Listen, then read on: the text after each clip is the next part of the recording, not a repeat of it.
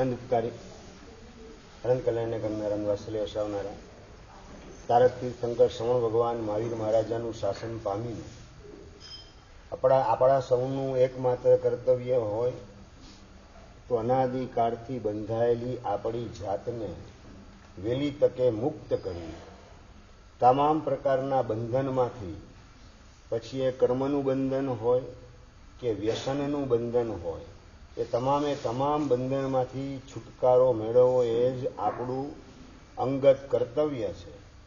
એ અંગે સંસારી માતુશ્રી કુસુમબેન એના દ્વારા સારામાં સારું સંસ્કરણ કરવામાં આવતું હતું અને પિતાજી રમણીકલાલભાઈ એના દ્વારા અનુશાસન પણ કરવામાં આવતું હતું. ઘડતર કેવું, એક વખત રવિવાર સાંજનો સમય મિત્ર બોલાવવા માટે આવેલો હતો, જયેશ નામનો મિત્ર. હું તૈયાર થઈને નીકળવાની તૈયારી કરતો હતો અને એ વખતે પૂછ્યું, બેટા ક્યાં જાય? હું બગીચે જાઉં છું. જયેશ આવેલો છે બોલાવવા માટે.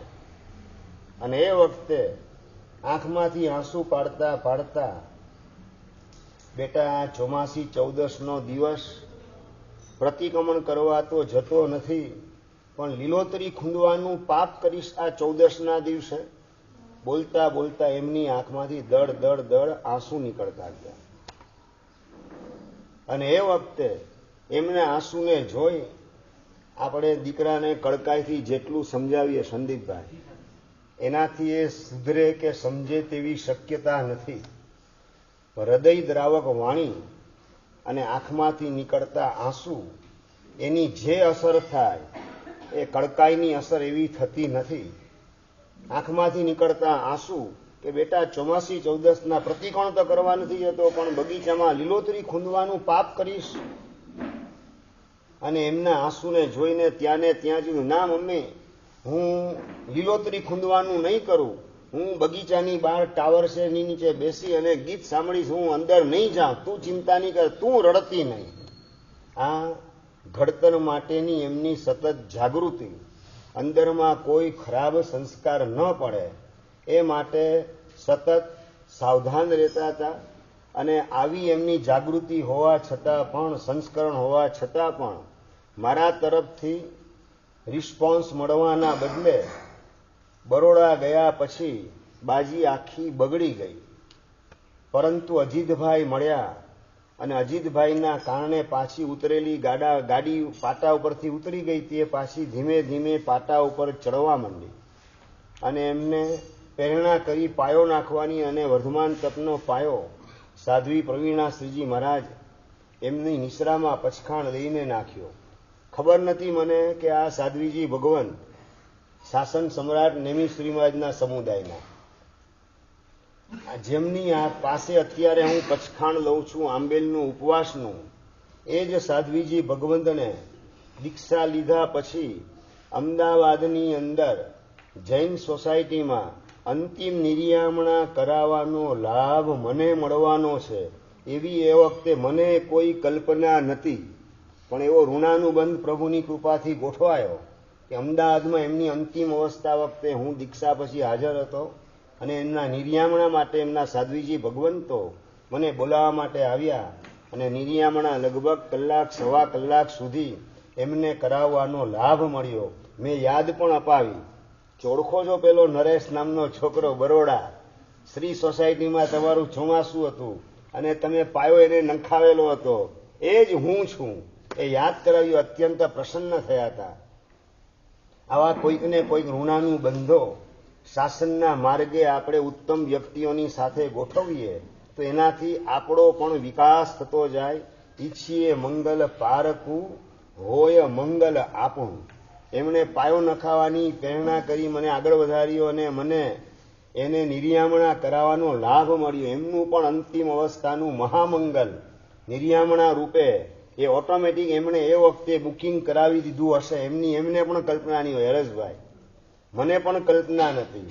એટલે જેટલા સત્કાર્યના માધ્યમથી યોગ્ય વ્યક્તિની સાથે આપણે જોડાયેલા રહીએ તો સ્વપરની ઉન્નતિની અંદર એ બધા પ્રસંગો અને પ્રસંગની સાથે જોડાયેલી આપણા હૃદયની ભાવનાઓ એમાં એ નિમિત્ત બને છે, કારણ બને છે. વાત ચાલતી હતી આપણી કે બરોડામાં દાદા ગુરુદેવ પધાર્યા, મોર્નિંગ ટોક ને ઇવનિંગ ટોક શિબિર 2.5 કલાકની, એ બધું પતાવી અને ગુરુદેવ એમણે વિહાર કર્યો બરોડાથી આગળ મુંબઈની દિશામાં. અને આ બાજુ રાતના સમયે પૌષદ શાળામાં હું તો પૌષદની અંદર સૂતેલો હતો. લગભગ 1:15 વાગ્યાની આસપાસનો સમય, અને કપાળના ભાગ ઉપર જાણે કે કોઈ ટકોરા મારતું હોય, નરેશ ઉઠ, તારો સમય થઈ ગયો, સિમંદર સ્વામીની સાધના કરવા માટેનો સમય થઈ ગયેલો છે, જાગ્રત થઈ જા, ઉઠી જા. આવા પ્રકારનો એક ટકોરો કપાળ ઉપર કોક લગાવતું હોય. આંખ ઉઘડી ગઈ, જોયું તો કોઈ દેખાતું નહોતું, પણ પ્રભુનો આ ઉજળો સંકેત છે. તો એ ઉજળા સંકેતને ઝીલી લઉં, અને સંકેતને ઝીલી અને કાઉસક ધ્યાનની અંદર ઈશાન ખૂણા તરફ મોઢું રાખી અને કાઉસક ધ્યાનની અંદર ખોવાઈ ગયો. 1:15 વાગે શરૂ થયેલો એ કાઉસક એ ઠેઠ સવારે 5, 5:15 સુધી ચાલ્યો. સિમંદર સ્વામી સાથે વાતચીત કરવાની. બસ પ્રભુ, આપના માર્ગે આવવું છે, આપની કૃપાથી આપના માર્ગે આવવાના ભાવ જાગ્યા. ભાવ જગાડનાર કલ્યાણ મિત્ર પણ પ્રાપ્ત થયા. અંદરમાંથી બસ એવું સત્વ સ્ફુરાયમાન થાય, જેના કારણે મારા ચારિત્ર મોહનીય કર્મ ખપે, દીક્ષાના અંતરાય કર્મ તૂટે, અને સંસારી પિતાજી તરફથી સહર્ષ સંમતિ મળે, અને વહેલી તકે પ્રભુ આપના માર્ગે આવું. આવા પ્રકારની ભાવનાથી સિમંદર સ્વામીનો કાઉસક, અને કાઉસકની અંદર સિમંદર સ્વામીનું ધ્યાન કરવાનું, એમને પ્રાર્થના કરવાની, દીક્ષા લઈને કેવું જીવન જીવીશ એની ભાવના કરવાની, એની અંદર ખોવાઈ ગયો. ક્યાં 5, 5:15 વાગી ગયા ખબર પડી નહીં. અને મુલ્લાજીની બાંગ પોકારવાનું કામ થાય, એ અવાજ એટલે ખ્યાલ આવે કે હવે સમય થઈ ગયો છે. કાઉસક પાડી અને પ્રતિક્રમણની અંદર જોડાય, પડિયણ વગેરે કરી, દેવવંદન કરી, આગળ પાછી પૌષદની ક્રિયા એની અંદર જોડાયો, અને સ્વાધ્યાયની અંદર અજવાળાની અંદર ગોઠવાઈ ગયો. આ નિત્ય ક્રમ થઈ ગયેલો હતો. રોજ સવારે એટલે મધરાતના સમયે 1:15 વાગ્યાની આસપાસ, ક્યારેક 1:30 વાગે ટકોરા પડે કપાળ ઉપર, અને મને કોક જાગ્રત કરતું હોય, શાસન દેવતા. હું જાગી અને કાઉસક ધ્યાનમાં ખોવાઈ જતો, અને એ કાઉસક સાધના એના માધ્યમથી જેટલા પણ પાપ કર્મ ખપે, અંતરાય કર્મ ખપે, એની સાધના પ્રભુની કૃપાથી સ્ટાર્ટ થઈ. શાસ્ત્રમાં લખેલું છે, ક્ષુદ્ર ઉપદ્રવ, અંતરાય, વિઘ્નો વગેરેને દૂર કરવાની અમોઘ શક્તિ આ કળિયુગની અંદર હોય. તો એના અલગ અલગ ઉપાયની અંદર એક બતાવેલ છે નમસ્કાર મહામંત્રનો જાપ, બીજા નંબરની અંદર ઉવસગરમ સ્તોત્રનો જાપ, નવકાર મંત્રના કવચની અંદર ઉવસગરમને ગોઠવી અને એનો જાપ કરવાનો. એટલે કે 2 નવકાર, 1 ઉવસગરમ, પાછા 2 નવકાર, ઉવસગરમ 2 નવકાર, આ રીતે 2 નવકાર, 1 ઉવસગરમ, 2 નવકાર, 1 ઉવસગરમ, અને છેલ્લે 2 નવકાર. આ રીતે અનુકૂળતા મુજબ 27 ઉવસગરમ અને 56 નવકાર, અથવા તો 54 ઉવસગરમ અને 110 નવકાર, અથવા તો 108 ઉવસગરમ અને 218 નવકાર. આ રીતે નવકારના કવચમાં ઉવસગરમને ગોઠવી અને એનો જાપ કરવામાં આવે તો અંતરાય, વિઘ્નો, ક્ષુદ્ર ઉપદ્રવ, મલિન તત્વની હેરાનગતિ, આ બધામાંથી છુટકારો પ્રાપ્ત થાય. ત્રીજા નંબરની અંદર સંતિકરમની બીજી અને ત્રીજી ગાથા, એ પણ નવકારના કવચની અંદર રાખી અને ગણવામાં આવે તો એનાથી પણ વિઘ્નો, અંતરાય વગેરે દૂર થાય. ચોથા નંબરની અંદર આયંબિલનો તપ અખંડપણે શરૂ કરવામાં આવે, અખંડપણે ચલાવવામાં આવે, એના માધ્યમથી પણ વિઘ્ન, અંતરાય વગેરે દૂર થાય. અને પાંચમા નંબરની અંદર આ કાયોત્સર્ગ સાધના, ભલભલા વિઘ્ન અને વિક્ષેપો અને અંતરાયો દૂર આ કાયોત્સર્ગની સાધના દ્વારા થાય. શાસ્ત્રમાં આના દ્રષ્ટાંતો પણ આપેલા છે, પણ એ વખતે મને કોઈ એની ગતાગમ નથી. બસ પ્રભુ મને ઉઠાડે છે, બસ તો પ્રભુના કાઉસક ધ્યાનની અંદર ખોવાઈ જાઉં અને કાયોત્સર્ગ એકમાત્ર કર્મ નિર્જરા માટે, દીક્ષાના અંતરાય તોડવા માટે આ લક્ષથી, આ ભાવનાથી કાવસગમાં 1:15 વાગ્યાથી માંડી 1:30 વાગ્યાથી માંડીને 5:15, 5:30 સુધી, એટલે લગભગ 4 કલાકનો આ કાવસગ અખંડપણે ચાલે. એક વિશિષ્ટ પ્રકારની સાધના પ્રભુ મને કરાવતા હતા. કોઈ શાસ્ત્રની સમજણ મારી પાસે નથી, કોઈ ગતાગમ મારી પાસે નથી, બસ પ્રભુ જે કરાવતા હતા એ હું કરતો હતો. અને પ્રભુ એ કાવસગની અંદર પ્રેરણા આપે કે આંબેલ તારા ચાલે છે, એમાં 4 દ્રવ્ય તું વાપરે છે, એના 2 દ્રવ્ય કરી નાખ. 4 દ્રવ્ય કયા? રોટલી, દાળ, ભાત અને કઠોળ. આ 4 વસ્તુ એ બપોરે લગભગ 12 વાગે, 11:30 દાળ તૈયાર થાય. એમાંથી દાળ નાની તપેલીમાં કાઢી રાખવામાં આવે, કઠોળ બાફેલું એ કાઢી રાખવામાં આવે, ભાત કાઢી રાખવામાં આવે વાટકીમાં, અને 4 રોટલી એ સવારની પડેલી હોય. કેટલા વાગે? 4:15 વાગે આંબેલ કરવા જવાનું. દેરાસરનો દરવાજો 4, 4:15 વચ્ચે ખુલે ત્યારે પચખાણ પાડી અને આંબેલ કરવા જવાનું. એ 11:30, 12 વાગ્યાની ઠંડી રસોઈ આંબેલની અંદર વાપરવાની 4:15 વાગ્યાની આસપાસ, અને 5:30 વાગે, 5:15 વાગે વિદ્યાર્થીઓ જમવા માટે આવે એની પહેલા આંબેલ પૂરું કરી અને પાછો પૌષદ શાળાની અંદર હું ગોઠવાઈ જાઉં. આવી ઠંડીગાર રસોઈ આંબેલની કરવાની. એમાં પ્રભુએ સંકેત આપ્યો 4 નહીં પણ 2 દ્રવ્યથી આંબેલ કર. અને 2 દ્રવ્યના આંબેલ શરૂ કર્યા. અને આગળ જતા પ્રભુએ સંકેત આપ્યો કે તારા હજી કર્મ ખપાવવા માટે આંબેલની અંદર દાળમાં કરિયાતું નાખીને કે સુદર્શન ચૂર્ણ નાખીને આંબેલ કર. તારી આસક્તિ તૂટે, તારા અંતરાય તૂટે. કાયોત્સવની અંદર જે પ્રભુની પ્રેરણા થાય એ પ્રેરણાને ઝીલી અને 2 દ્રવ્યના આંબેલમાં પણ દાળની અંદર સુદર્શન ચૂર્ણ નાખી અને પારસભાઈ આંબેલ કરવાનું. બસ મારા કરેલા અંતરાય કર્મ મારે જ તોડવા પડશે. જાણે અજાણે ક્યાં કેવી રીતે કોઈને અંતરાય કરેલા છે એની ખબર નથી, ગતાગમ નથી. હસતા બાંધિયા કર્મ, રોતા પણ નવી છૂટે જી. આ શાસ્ત્રકારના શબ્દો બહુ ગંભીરતાથી આપણે સૌએ ધ્યાનમાં લેવા જેવા છે. કારણ કે બાંધેલા અંતરાય કર્મ એ આમ ચૂપચાપ શાંત બેઠા રહેશે, પણ જેવા આપણે સાધના માર્ગે આગળ વધવાની તૈયારી કરશું ત્યારે અંતરાય કર્મ વિકરાળ એવું પોતાનું મોઢું ફાડ્યા વિના રહેવાના નથી. એ વખતે લોહીના કદાચ આંસુ પાડવામાં આવે તો પણ એમાંથી આપણને બચાવ મળી શકે નહીં. એ મારા અનુભવના આધારે તમને સૌને આ વાત કરી રહ્યો છું. એટલે જાણે અજાણે ક્યારેય પણ કોઈને આરાધનામાં અંતરાય કરવા નથી. પછી એ સિદ્ધિ તપ હોય, વર્ધમાન તપનો પાયો હોય, આંબેલની હોળી હોય 9 દિવસની, કે આગળ વધીને કોઈ દીક્ષાનો પ્રસંગ હોય, તમારા દીકરા દીકરીને કે ભાણિયા ભત્રીજાને દીક્ષાના ભાવ જાગે, ક્યાંય પણ કોઈને આરાધનાની અંદર ભૂલે ચૂકે પણ મારે અંતરાય કરવા નથી. કારણ કે કોકના માર્ગની અંદર હું એક કાંટો નાખીશ અને મારા માર્ગમાં ભવિષ્યની અંદર ગાંડા બાવળનું જંગલ પેદા થતા વાર લાગશે નહીં. કે જે ગાંડા બાવળના રસ્તે ખુલ્લા પગે ચાલવાનું આવશે, પગ લોહી લુહાણ થઈ જાય તો પણ એમાંથી કોઈ છુટકારો મળવાની શક્યતા રહેશે નહીં. કોકના માર્ગમાં નાનકડી કાંકરી નાખીએ અને આપણા માર્ગમાં 3 લાખ યોજનનો મેરુ પર્વત વિઘ્નનો, અંતરાયનો, વિચિત્ર સંયોગનો ઊભો થતા કર્મસત્તા વાર લગાડવાની નથી. આ બધી કર્મસત્તાની લોખંડી તાકાત, એના પોલાદી પંજા 4 બાજુ ફેલાયેલા છે. બધું લક્ષમાં રાખી અને વહેલી તકે આ કર્મના બંધનમાંથી, દોષના બંધનમાંથી, કુસંસ્કારને વ્યસનો આ બધાના બંધનમાંથી છૂટી અને વહેલી તકે મારે મોક્ષમાં પહોંચવું છે. વ્યવહારિક ડ્યુટી અદા કરું છું એ મારી લાચારી છે.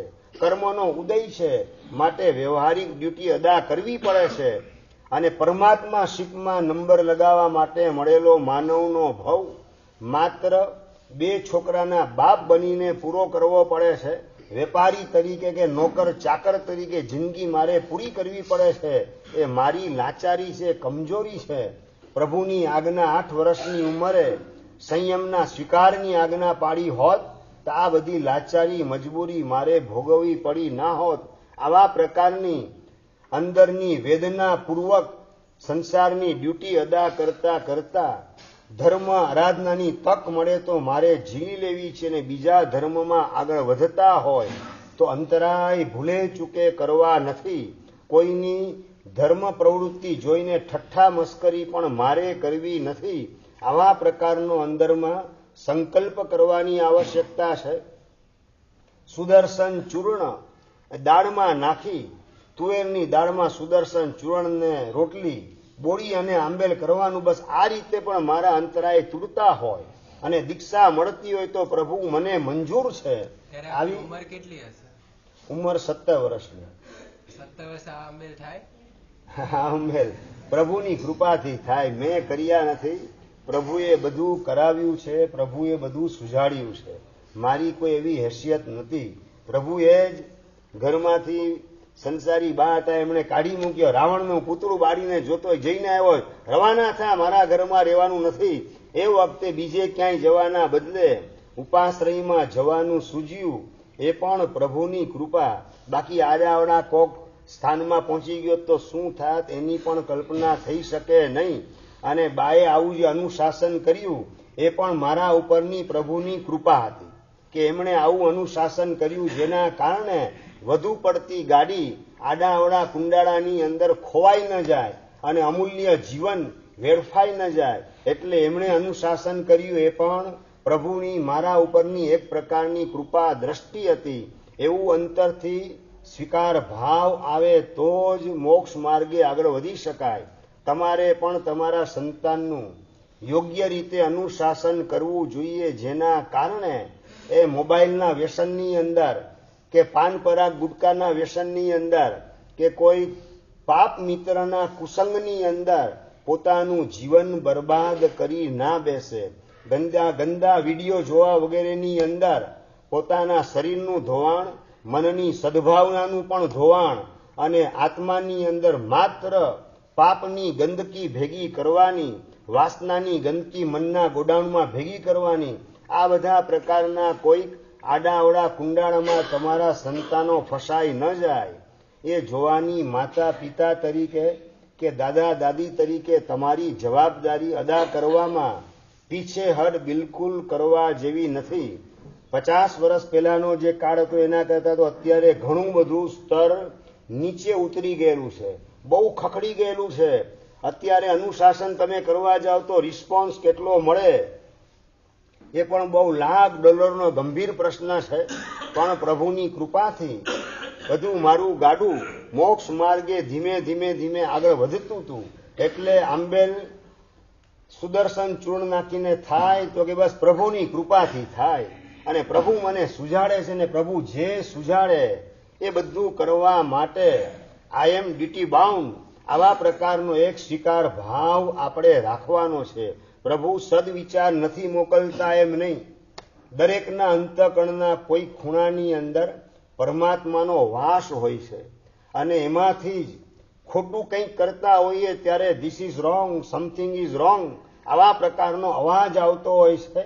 પણ એ અવાજની આપણે અવગણના કરીએ છીએ, એને નજરઅંદાજ કરી, એની ઉપેક્ષા કરી, એ અવાજને કચડી અને પાપના માર્ગે દોડીએ.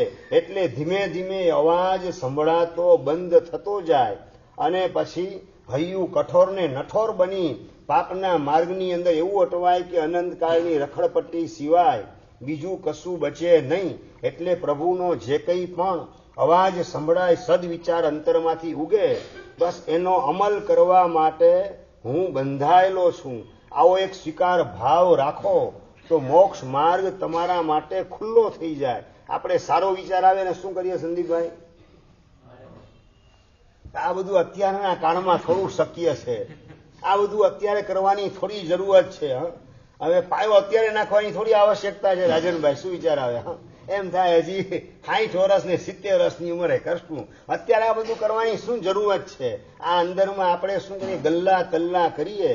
એટલે પ્રભુની કૃપાથી જે સદવિચાર જાગ્યો અથવા તો જીનવાણી સાંભળતા સાંભળતા એવી પ્રેરણા મળી અને આપણે આપણી આ નકારાત્મક મનોવૃત્તિના કારણે સાચી અને સારી વાતની પણ ઉપેક્ષા કરીએ એટલે આપણું ભવિષ્ય સાચું સારું ને ઉજળું જે બનવું જોઈએ એ બનાવવાની તક આપણે ચૂકી જઈએ છીએ, બીજું કશું કરતા નથી. ભગવાનની વાણીની ઉપેક્ષા એટલે આપણા જ ઉજળા ભવિષ્યની ઉપેક્ષા છે. બસ આટલો એક સ્વીકાર ભાવ ભીતરમાં આવે તો મોક્ષ માર્ગની સાધના આપણા માટે સરળ થવા માંડે અને સંયોગો પણ ધીમે ધીમે ધીમે અનુકૂળ થાય.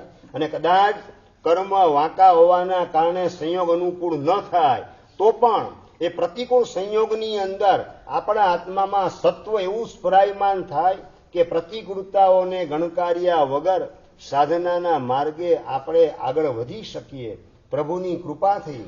આ આંબેલ પણ ચાલતા ને એ વખતે જે કોઈ મહાત્મા વગેરે પધારે મારી વિદ્યાલયની અંદર એકાદ રાત માટે કે એકાદ દિવસ માટે પધારેલા હોય એમનો પણ સત્સંગ કરવાનો એ સમયગાળા દરમિયાન પૂજ્યપાદ અશોકચંદ્ર સુરી મહારાજ સાહેબ, પૂજ્યપાદ ચંદ્રોદય સુરી મહારાજ સાહેબ, આવા અનેક મહાત્માઓ મહાપુરુષો, પૂજ્યપાદ વલ્લભ શ્રીમાનના સમુદાયના પણ અલગ અલગ મહાત્માઓ પધારતા. એ બધાનો સત્સંગ કરી અને વૈરાગ્યથી વધુ ને વધુ વાસિત થવાનું કામ, વૈરાગ્યથી ભાવિત થવાનું કામ ચાલુ હતું. બીજી બાજુ રાતની આ કાયોત્સર્ગ સાધના ચાલે. તો પછી ઊંઘ પૂરી કેમ થાય? ઊંઘ પૂરી કેમ થાય એ પ્રશ્નનો જવાબ માત્ર પ્રભુની કૃપાથી મારા જીવનમાં એ વખતે જોવા મળતો હતો. દિવસે પણ કોઈ જાતના થાક વગર. સમજી રાખો, ઉજાગરા જે છે ને એ થાક લગાડે પણ જાગરણ ક્યારેય થાક ન લગાડે. ઉજાગરા સમજી ગયા ને? પૈસાની ઉઘરાણી માટે ટેન્શનમાં ઉજાગરા કરો, વાસનાની પીડાના ખાતર જે ઉજાગરા કરો એ બધું થાક લગાડે.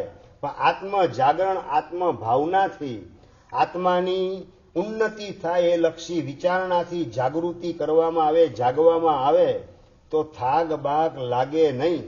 એક જગ્યાએ વાક્ય વાંચેલું હતું સાધનાના પુસ્તકની અંદર કે 6 કલાકની ઊંઘ દ્વારા જેટલો તમારો દિવસનો પ્રવૃત્તિનો લાગેલો થાક ઉતરે એ થાક એટલો જ ઉતારવાનું કામ 1 કલાકની ધ્યાન સાધના કરે છે. સમજાય છે સંદીપભાઈ? બરાબર. 18 કલાકની તમારી પ્રવૃત્તિ દ્વારા લાગેલો શરીરને થાક એ 6 કલાકની ઊંઘ દ્વારા ઉતરી જાય અને એ ઊંઘ થાકને ઉતારવા માટે 1 કલાકની ધ્યાન સાધના કરવામાં આવે તો પણ એ થાક ઉતરી શકે. આ પ્રકારનું એક વાક્ય પૂજ્યપાદ કલાપૂર્ણ શ્રી મહારાજ સાહેબના પુસ્તકની અંદર પાછળથી વાંચવામાં આવેલું હતું પણ એ અનુભવની અંદર પહેલા આવી ચૂકેલું હતું. પ્રભુની કૃપાથી સાધના ચાલે ને દિવસે પણ થાક લાગે નહીં અને એ રીતે દિવસો આગળ વધતા હતા. રોજ 70 ખમાસના ચારિત્ર પદની આરાધના માટે 20 માળા ગણવાની, 70 લોગોસનો કાવસક કરવાનો અને આખું શરીર તો છે ને પરસેવે રેબ ઝેબ થઈ ગયેલું હોય સાધનામાં. અને કપડા મેલા, અજીતભાઈ કે કપડા તમે કાપ કાઢવો પડશે ને કાપ કાઢવા માટે પૌષધ પાડવો પડે અને આ પૌષધ પાડીને અંતરાય બધા ક્યાં? એક તો અંતરાય છે, પાછું આ શરીરની ઉપાધિમાં કાપ કાઢવા માટે પાછો અંતરાય, પૌષધ પાડવાના અંતરાય ભોગવવા પડે. એના કરતા એક સાથે જે છે ને 3 જોડી લેતા હું એટલે ભાંજગળ નહીં. કોઈ મેલું કપડું થાય ટીંગાઈ દેવું, તડકે રાખી દેવું, થોડું ભેજ નીકળી જાય એટલે જીવાત વગેરે થાય નહીં. આ પ્રકારના ભાવથી પૌષધ સાડીને પહોંચ્યો એક ભાગશાળીની દુકાને. જૈનની દુકાનથી પૂજા સેવા પણ એ દિવસે કરી, પૂજા સેવા કરી અને પહોંચ્યો એક ભાગશાળીની દુકાને.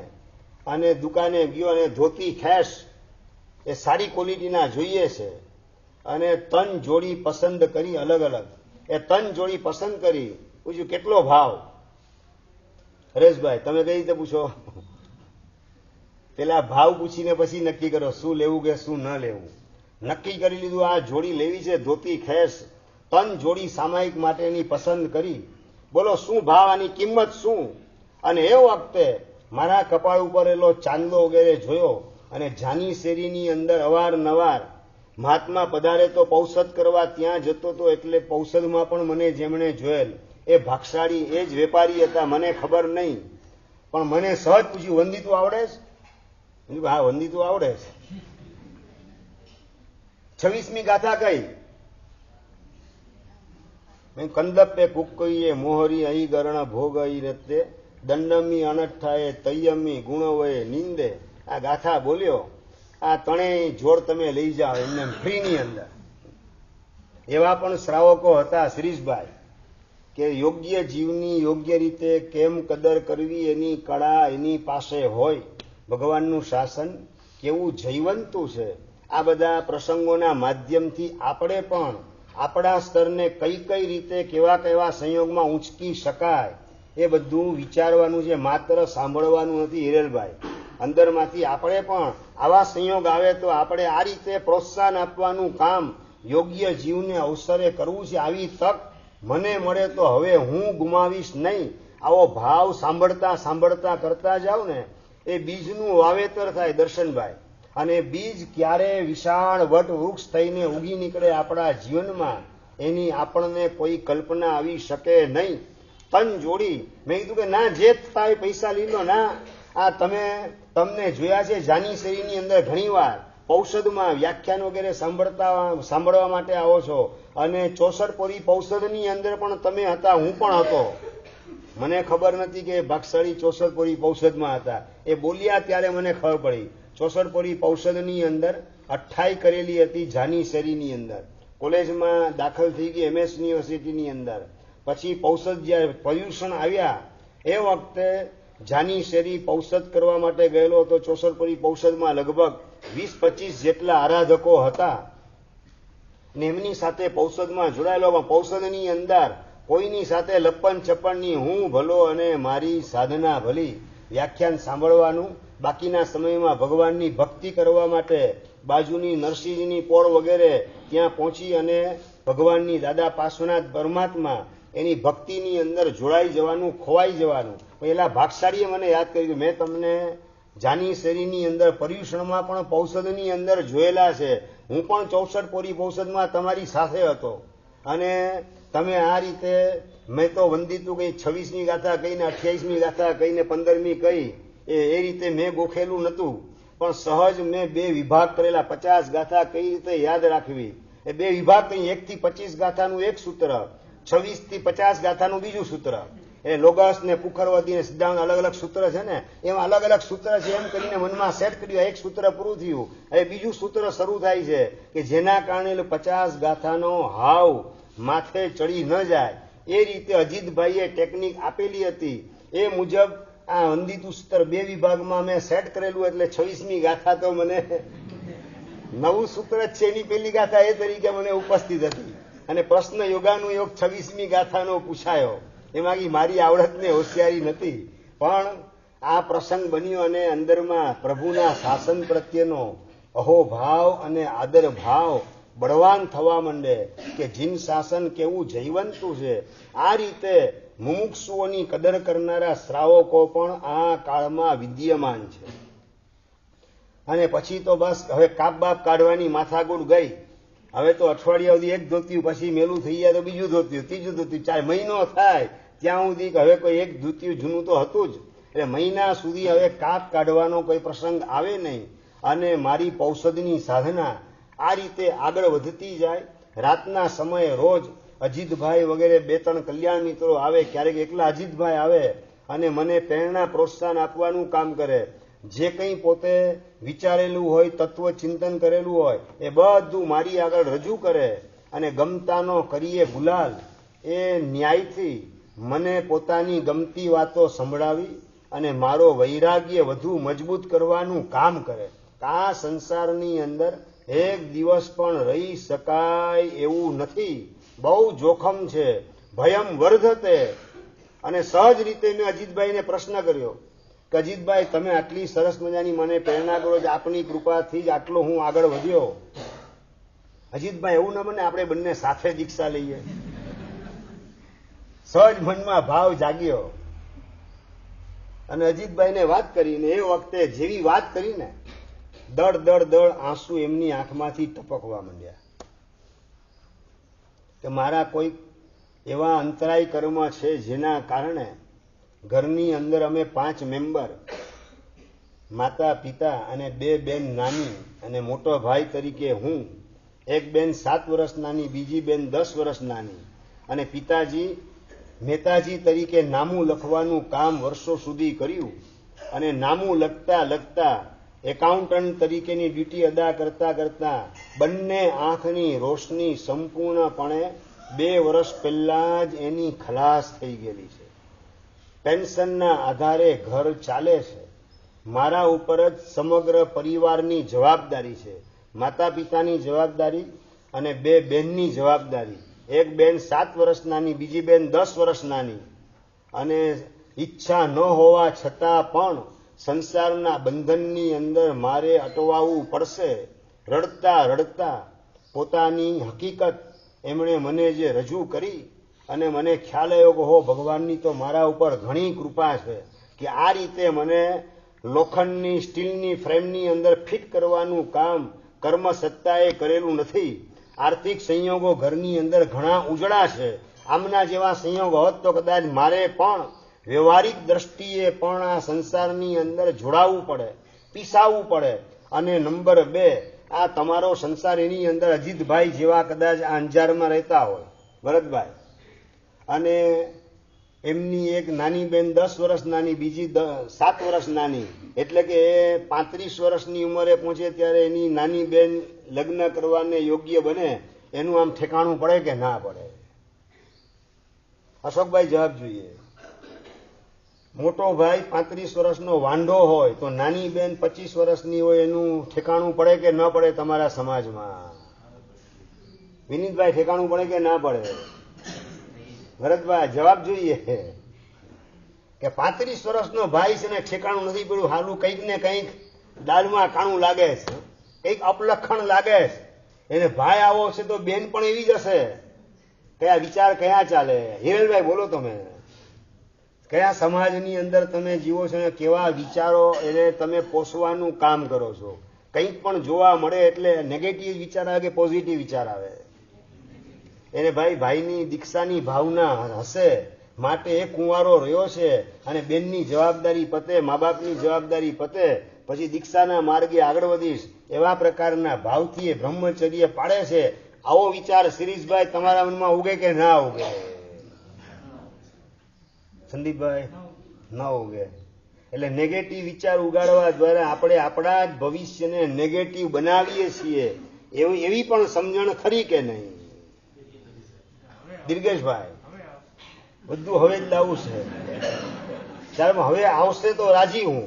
હવે જો ખરેખર આવી જાય દરેકના જીવનની અંદર, દરેકના અંતઃકરણની અંદર આવી દ્રષ્ટિ જો ખીલી જાય તો ભવિષ્ય આપણું ઉજળું છે. મોક્ષ અઘરો નથી, આપણે મોક્ષને અઘરો બનાવેલો છે. આપણી નેગેટિવિટીના લીધે, બીજાને તુચ્છતાથી જોવાના લીધે, બીજાને કાયમ માટે આરોપીના પાંજરામાં ગોઠવી અને જોવા માટેનું આપણું વિઝન, એના જ કારણે આપણો મોક્ષ લંબાતો જાય છે. એટલા માટે તો કહેવત પડી, આપ ભલા તો જગ ભલા અને ભોળાના ભગવાન. ચંદ્રકાંતભાઈ, આ બધી કહેવત ખાલી સાંભળવાની છે કે પછી ઉતારવાની છે? જયેન્દ્રભાઈ, શું કરવાનું? ભોળાના ભગવાન સાંભળી અને પછી જીવનમાં આ બસ મારે હવે ચીટિંગ, કૂળ, કપટ, ચતુરાઈ, હોશિયારી સંસારના ફિલ્ડમાં ક્યાંય દેખાડવી નથી.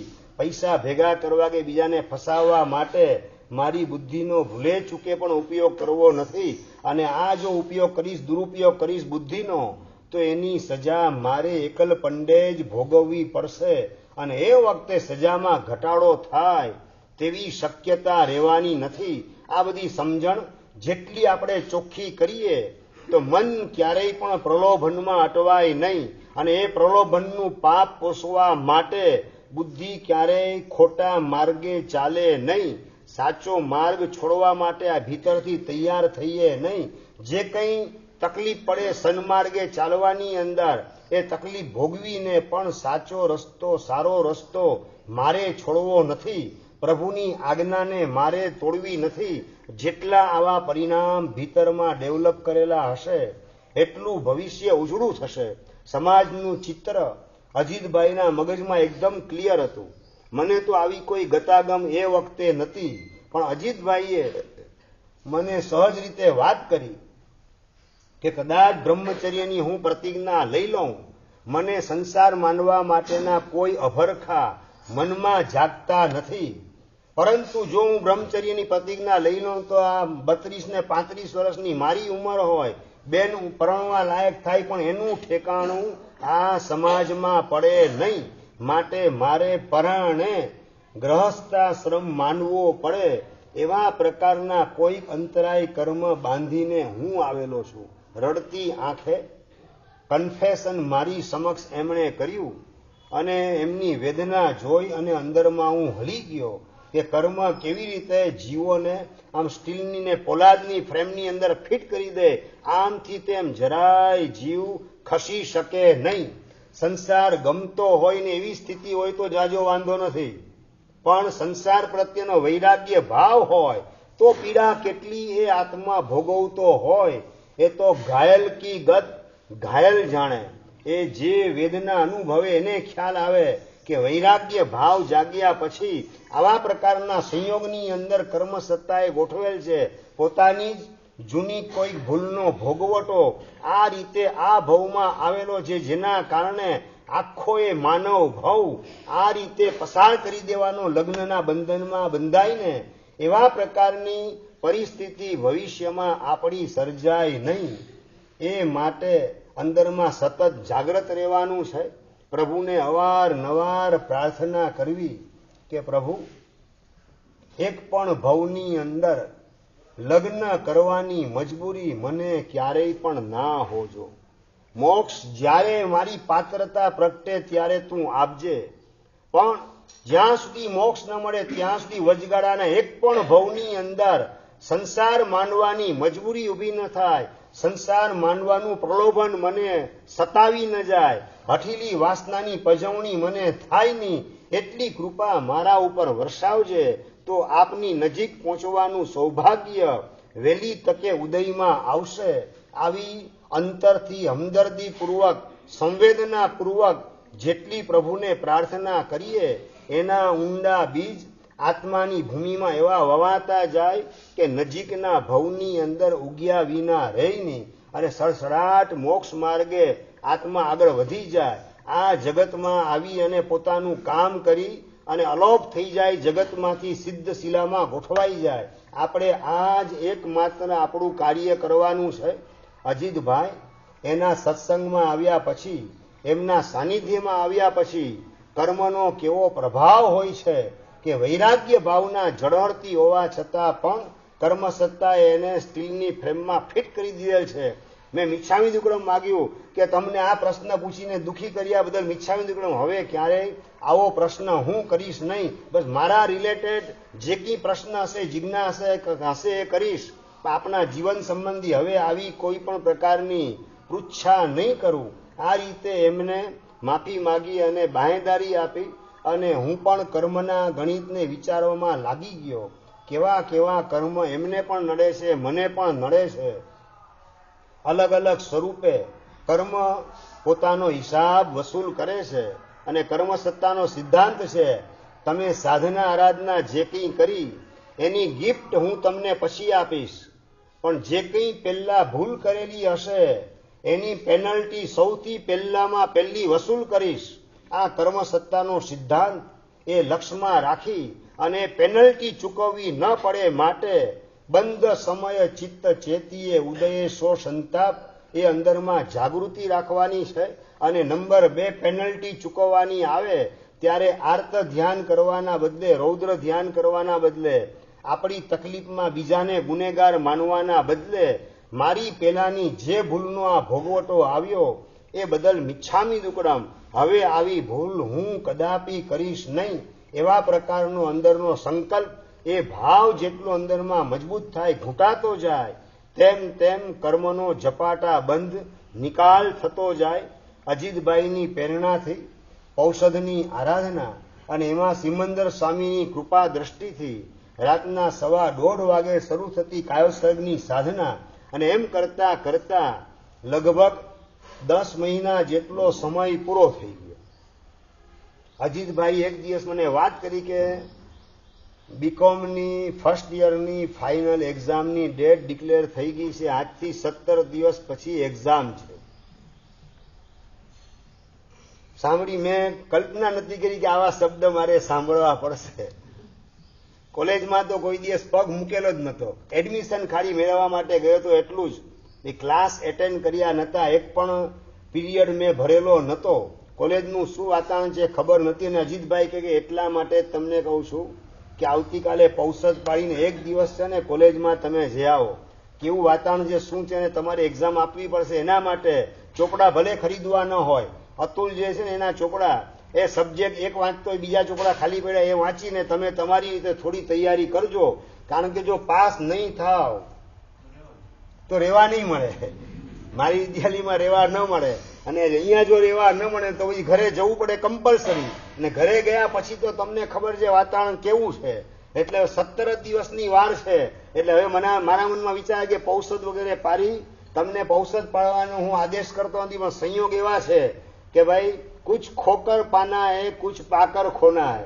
અહીંયા જો વિદ્યાલયમાં રહેવું હોય તો MS યુનિવર્સિટીમાં પાસ થવું જરૂરી છે, કમ્પલસરી.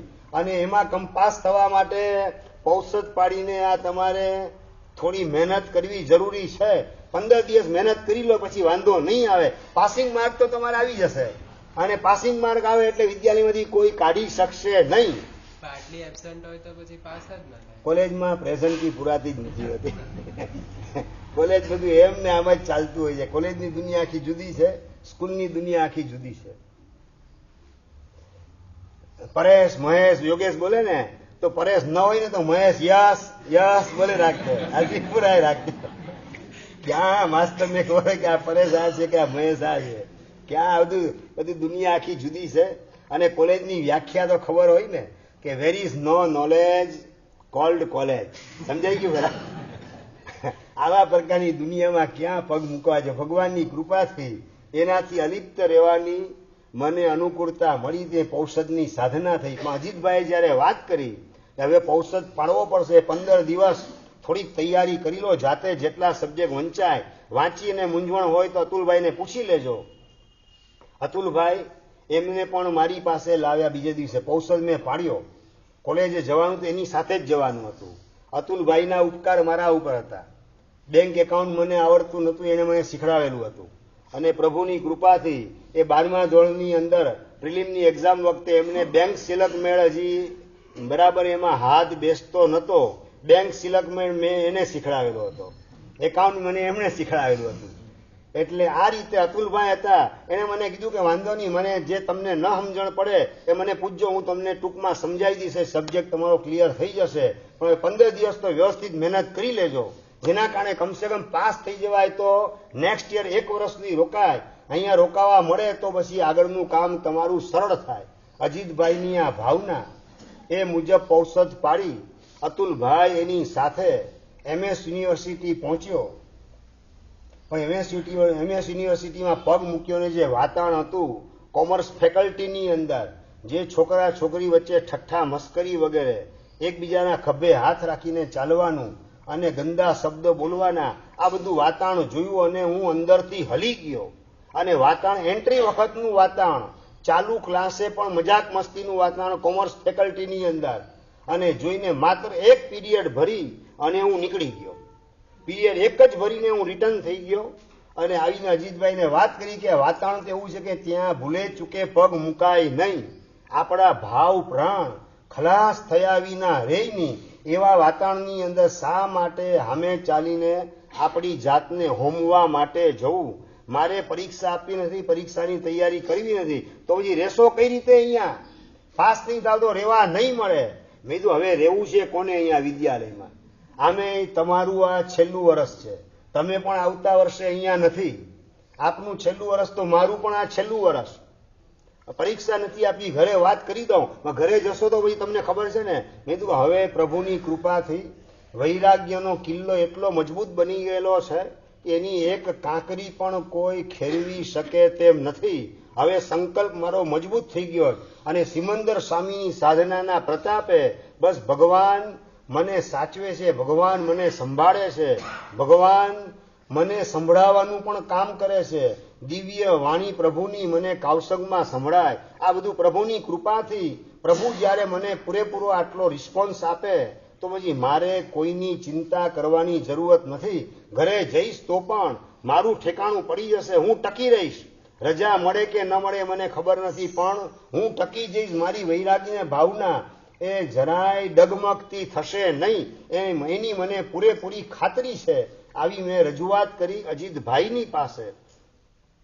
વૈરાગ્ય આપની કૃપાથી જ મારો વૈરાગ્ય મજબૂત થયો છે. ને આમે આ સંસારમાં કંઈ ગમાડવા જેવું છે પણ શું?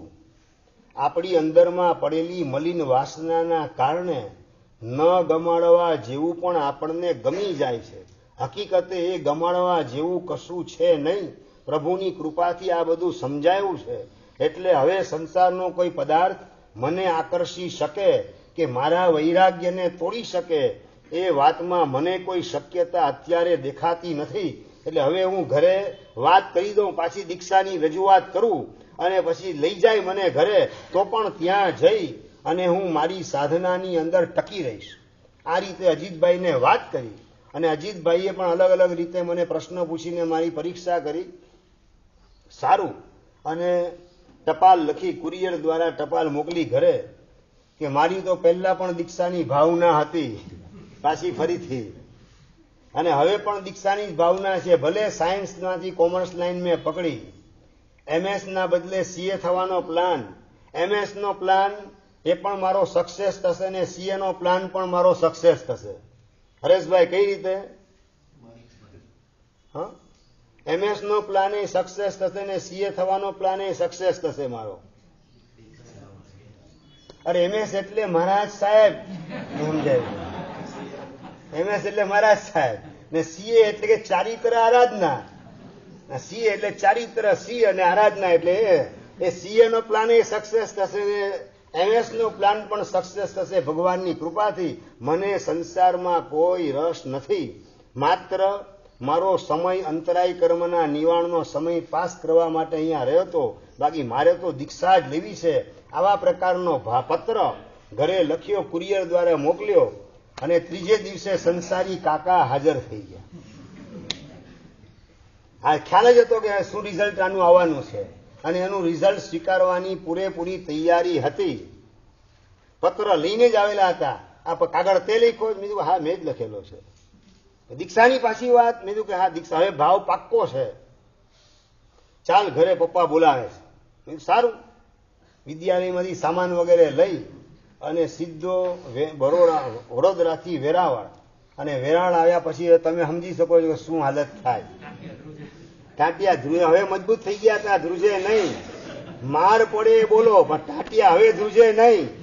પેલા ધ્રુજિયા એ ધ્રુજિયા. ભગવાને સંસારને જેટલો અસાર બતાવેલો છે અને જેટલો સ્વાર્થી બતાવેલો છે એ ચિત્ર અત્યારે મારી નજર સમક્ષ દેખાય છે. મારપીટ જેમ જેમ થતી જાય તેમ તેમ અંદરમાં આ જ ભાવ જાગે કે બસ પ્રભુએ બતાવેલું જ આ સંસારનું સ્વરૂપ વાસ્તવિક છે. અસાર અને સ્વાર્થમય એવો સંસાર છે. પ્રભુ આપની વાત ઉપર મને ભરોસો નહોતો, પણ મારા સ્વજનો આપની વાત ઉપરની મારી શ્રદ્ધાને મજબૂત કરવામાં નિમિત્ત બની રહેલા છે. એ બદલ થેન્ક્સ એ લોટ. એ લોકોને પણ ધન્યવાદની લાગણી પહોંચાડું છું. હવે પગ જરાય ધ્રુજતા નહોતા. મારા કરેલા કર્મ જ મને નડે અને મારા બાંધેલા કર્મ મારે જ ભોગવવા પડશે. ભગવાનનું શાસન મેળવીને આ જ ભવમાં શા માટે કર્મ પૂરા કરી ના દઉં, એ બધા ભાવ સાથે. અને હવે તો એક જ ગોલ છે, દીક્ષા સિવાય બીજું કંઈ નહીં. અર્જુન દ્રષ્ટિ પ્રાપ્ત કરેલી હતી. અર્જુન સમજી ગયા ને, હિરલભાઈ? ચકલીની આંખ સિવાય એને બીજું કશું દેખાય નહીં. એમ દીક્ષા સિવાય મને બીજું કશું દેખાતું નથી. બસ કોઈ પણ હિસાબે મારે વહેલામાં વહેલી તકે દીક્ષા મેળવવી છે અને એના માટે જે કંઈ પણ બલિદાન આપવું પડે, માર ખાવો પડે, એના માટે હું તૈયાર છું. અને સંસારી પિતાજી અને સંસારી કાકા રિમાન્ડ ઉપર લેવાનું કામ કર્યું. પણ એ વખતે બસ ભગવાને જેવો સંસાર બતાવેલો છે અસાર, એવો જ આ સંસાર આપના માધ્યમથી મને ખ્યાલમાં આવે છે. આપના નિમિત્તે મારો વૈરાગ્ય વધારે મજબૂત બને છે. આજ મોઢામાંથી શબ્દો નીકળતા હતા, એમનો માર બંધ થઈ ગયો મારા શબ્દો સાંભળીને. બેટા સમાજ, તારી જવાબદારી સમાજ. ત્યાં કુટુંબની અંદર મોટા દીકરા તરીકે તું છે, 5 ભાઈઓ, સંસારી પિતાજી 5 ભાઈ, એ 5 ભાઈમાં સૌથી મોટા સંસારી પિતાજી, અને એના સૌથી મોટા દીકરા તરીકે હું, આખા ઘરમાં મારી જેમ જવાબદારી. અને તારા દાદા એક્સપાયર થયા પછી આ બધા ભાઈઓ કુંવારા હતા એ વખતે બધાના લગ્ન મેં કરાવ્યા, બધાના નામની દુકાન મેં કરાવી આપી, મારી જવાબદારી મેં અદા કરી, તો તારી જવાબદારી તારે પણ અદા કરવાની છે. મેં કીધું કે જેને સંસારમાં રહેવાનું હોય એના માથે જવાબદારી હોય, જેને કંઈ જોઈતું જ નથી એના માથે જવાબદારી આત્મકલ્યાણ સિવાય બીજી કઈ હોય. અને હવે સંયોગો બધા એકદમ સદ્ધર તમે કરી દીધા, એટલે સંસારમાં હવે મારી કોઈ આવશ્યકતા નથી. મારું કર્તવ્ય તો આત્મકલ્યાણનું, આત્મ પ્રાપ્તિનું, એ જ એકમાત્ર મારું અંગત કર્તવ્ય છે. અને એ અદા કરવા માટે બસ આપના આશીર્વાદ મળે તો વહેલી તકે મને દીક્ષા પ્રાપ્ત થાય, અને તમારા પણ દીક્ષાના અંતરાય તૂટશે રજા આપવા દ્વારા. આવી વાત કરી, પણ એ વાતને સાંભળે એ બીજા. રજા મળવાની શક્યતા કોઈ દેખાતી નથી, અને મારી પ્રવૃત્તિ એની અંદર કંઈક ને કંઈક મારા ભાવ તૂટે, પ્રતિક્રમણ હોય કે સામાયિક હોય કે દેરાસર જઈને આવતો હું પાછો રિટર્ન, પણ ઘરનું વાતાવરણ આખું જુદા જ પ્રકારનું જોવા મળે. એન્ટ્રી કરું ને એ વખતે ઘરમાં છે ને ચારે બાજુ લોબાન લોબાન લોબાનની સુવાસ આવતી હોય. ભાઈ હિન્દુના ઘરમાં લોબાનની સુવાસ આવે ચંદ્રકાંતભાઈ? હા, લોબાનની સુવાસ ઘરની અંદર આવતી હોય. સમજી ગયા નહીં સમજી ગયા હું કહેવા માંગુ છું? આના દીક્ષાના ભાવ તૂટે એના માટે હું કરું? કોકની પાસે ફકીર પાસે ગયા હશે, આ લોબાન તમને આપું, લોબાનનો ધૂપ કરજો 3 ટાઈમ. તમારા ઘરમાં આ લોબાનનો ધૂપ હશે ને તો એના કારણે દીક્ષાનું ભૂત એનું નીકળી જશે. જે ઉપાય જે વ્યક્તિ દેખાડે, ડૂબતો માણસ જેમ તણખલું પકડવાનું કામ કરે એ રીતે જે ઉપાય દેખાડવાનું કામ કરે. અહીંયા જાઓ, અહીંથી તમને કંઈક મળશે જાણવા, અહીંથી કંઈક ઉપાય તમને મળશે. ત્યાં સંસારી પિતાજી પહોંચી જાય અને મારા ઘરનું આખું વાતાવરણ એન્ટ્રી થાય ને ત્યારે ક્યારેક મરચાનો ધુમાડો, હા જે છે તમને કહું છું, આમ ગળું પણ બળવા માંડે એન્ટ્રી કરીને, ક્યારેક લોબાનનો ધુમાડો, આ બધું ઘરનું વાતાવરણ. અને આગળ વધીને મારા જે ચપ્પલ સ્લીપર હતા એના માપનો બાજરો જોખીને એનો રોટલો વપરાવાનો, એટલા વજનવાળો રોટલો બનાવી દીકરાને વપરાવાનો, એમાં આ બધું ચૂર્ણ નાખવાનું, આ બધું જે કોઈ હિખડાવતા હતા. ને ઘરમાં બા તો આવું કરે નહીં, એટલે બીજી જગ્યાથી કરાવી તૈયાર અને મને વપરાવાનું કામ કરે. મેં કીધું કે તમે જે કહેશો બધું કરવા તૈયાર છો, રજા આપજો. તમે કોઈ આ રોટલો વાપરવાનો, એનું નહીં વાપરવાનું, બધું તૈયાર, પણ બસ આપ મને રજા આપો. એક જ ભાવના છે, પણ રજા મળે તેવી શક્યતા બિલકુલ દેખાતી નથી.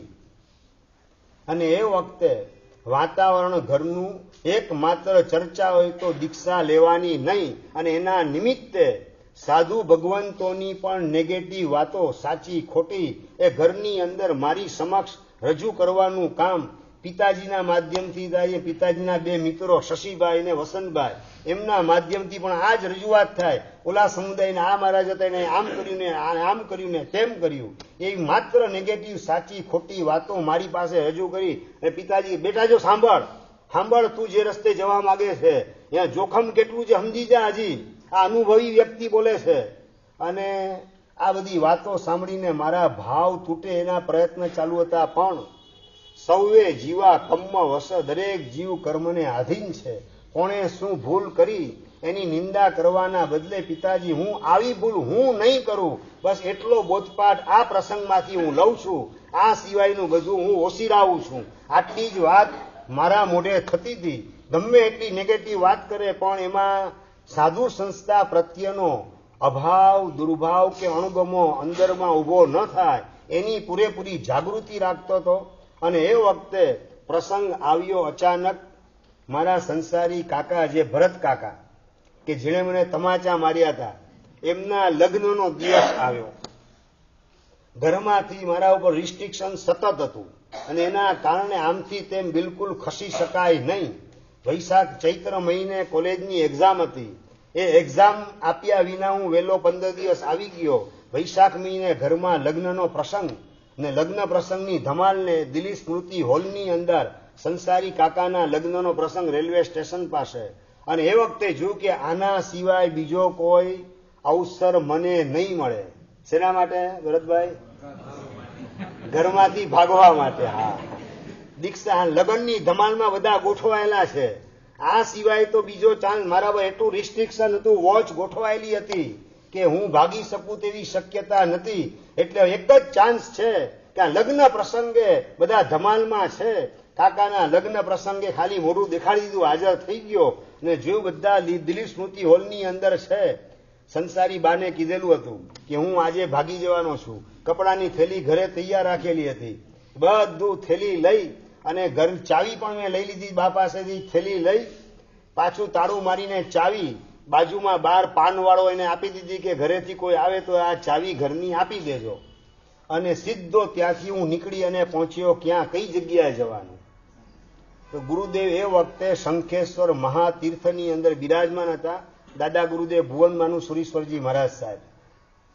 સીધો વેરાવળથી રાતના 9 વાગે ભાગ્યો ઘરેથી અને શંખેશ્વર દિશામાં પહેલા પહોંચ્યો અમદાવાદ ને અમદાવાદ સવારે પહોંચીને ત્યાંથી સીધો શંખેશ્વર દાદાની નિશ્રામાં દાદાના દર્શન પૂજા કર્યા. ગુરુદેવને મળ્યો, દાદાના દર્શન, ગુરુદેવના દર્શન વંદન કર્યા. અને નરેશ તું આવી ગયો? કીધું હા બસ ગુરુદેવ આપની નિશ્રામાં આવ્યો છું. હવે વહેલી તકે દીક્ષા આપ મને આપો કે જેના કારણે મારો આ ભવ સુધરી જાય. બસ જે શંકેશ્વર દાદાએ એનું એકાસણું કરીને જેની સ્કૂલમાં એન્ટ્રી અપાવી એ દાદાની નિશ્રામાં જ ગયા વર્ષે ચૈત્રી ઓળી કરેલી હતી. અને એ જ દાદાની નિશ્રામાં અત્યારે અહીંયા આપ છો તો મને દીક્ષા મળે. બસ આ એક જ મારો ભાવ છે, એ સિવાય બીજું મારે કંઈ જોઈતું નથી. ને આ ત્રિવેણી સંગમ આ દાદાના નિમિત્તે જ ગોઠવાશે એવો મને પૂરેપૂરો આત્મવિશ્વાસ છે. બસ આપ ગુરુદેવ કૃપા કરો. એ ગુરુદેવ વાત કરે પણ સંસારી પિતાજી ઘરેથી રજા તો જોઈએ, રજા વગર આમને આમ દીક્ષા ના આપી શકાય. ગુરુદેવ રજા મળે તેવી શક્યતા આ ભવમાં દેખાતી નથી. આપે વેલા મોડા પણ ભાગાડી હું ભાગીને આવીશ અને આપે મને ખાનગી દીક્ષા જ આપવી પડશે. ધામધૂમથી દીક્ષા મળે એવી શક્યતા મારા કેસની અંદર આ ભવમાં દેખાતી નથી. એટલે ગુરુદેવ ઘરવાળા મને ગોતતા ગોતતા આવે એની પહેલા મને દીક્ષા આપી દો અને આવતીકાલે દીક્ષા થઈ જાય એવી કૃપા કરો. દાદાની નિશ્રામાં આપના વરદ હસ્તે મને રજોણની પ્રાપ્તિ થાય.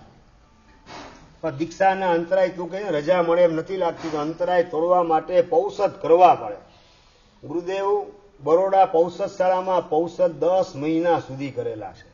અને એ સિવાય આંબેલ પણ કર્યા. 4 દ્રવ્યના આંબેલ, 2 દ્રવ્યના આંબેલ અને અંદર સુદર્શન ચૂર્ણ નાખીને આંબેલ કર્યા. ગુરુદેવ જે મહાત્માઓએ પ્રેરણા કરી કે દીક્ષાના અંતરાય તોડવા તું મીઠાઈનો ત્યાગ કરજે, ફ્રૂટનો ત્યાગ કરજે, ડ્રાયફ્રૂટનો ત્યાગ કરજે, અલગ અલગ આ બધી પ્રતિજ્ઞાઓ લીધેલી છે. હવે આપ જે આપવા માંગતા હો પ્રતિજ્ઞા આપો, પણ દીક્ષા તો આપે આપવી જ પડશે. ઘરેથી ભાગીને આવ્યો શંખેશ્વર માત્ર દીક્ષાના આશયથી, બીજું કંઈ નહીં. બસ ગુરુદેવ આપ કૃપા કરો. અને ગુરુદેવ વાત કરે કે એના માટે મુહૂર્ત જોવું પડે. મુહૂર્ત જોઈ અને પછી દીક્ષા થાય. પણ એક કામ કર, તારી દીક્ષાની ભાવના છે ને પૌષધ તું સ્ટાર્ટ કરી દે. એ સારું મુહૂર્ત આવતું હશે ત્યારે જઈ ગોઠવી વિચારીને આપણે આગળ વધશું. ગુરુદેવે આ રીતે મને વાત કરી અને પૌષધ બીજે દિવસે મેં સ્વીકાર્યો. અને ભાવ એક જ હતો કે બસ હવે નજીકના દિવસોમાં શંખેશ્વરથી વિહાર થાય એની પહેલા જ મને દીક્ષા દાદાના ધામની અંદર મળી જાય. આવા સપના જોતો તો, દાદાને પ્રાર્થના કરતો હતો. પણ ખબર નથી જેની આડી રાત એની સી વાત. આવતીકાલે શું થવાનું છે, કેવા સંયોગ ઉભા થવાના છે, જેની મને કલ્પના નથી. એવા પ્રકારની ઘટના બીજે દિવસે બની. કઈ ઘટના બની પણ અત્યારે ઘડિયાળ ના પાડે છે. એ વાત અગ્રે વર્તમાન જોગ જીનાગના વિધ કહેવાય તો મિચ્છામિ. બધા તપસ્વી સાતામાં છો ને બધા? ખૂબ ધન્યવાદ. પચખાણ, નૌકારસી, એકાશનું, બેસણું, આયંબેલ ઉગેશ્વરે નૌકાશ વર્ષી અટપોર શ્રી મુંશી મિસ્કાય ઉગેશ્વરે ચોઈમ્બિયાનો સમાન ખાન સેમ બચ્ચન ક્રાંતિ સંશોધન આયંબિલ નિબી વિગયો બચ્ચે ખાન શશાગરણમ લેવાલેવણમ દિયત્તસ્મયકાશનમ વ્યાસનમ મિસ્કાય દિંબિયાનસ્નમ કામ સેમમ સાગરિયા ગણના ઉંડરમ સારીનામ ગુરુને પાઠ્યગાણ મત સંદગારણમ પાણસ લેણો લેણો આછમ લેણો સસિતનમ આશિતનમ દેશાસી મો બરી વો બચ્ચે ખાન શશાગરણ મહત્તમ સંદન ઓ શ્રી રે ઓ શ્રી રામ.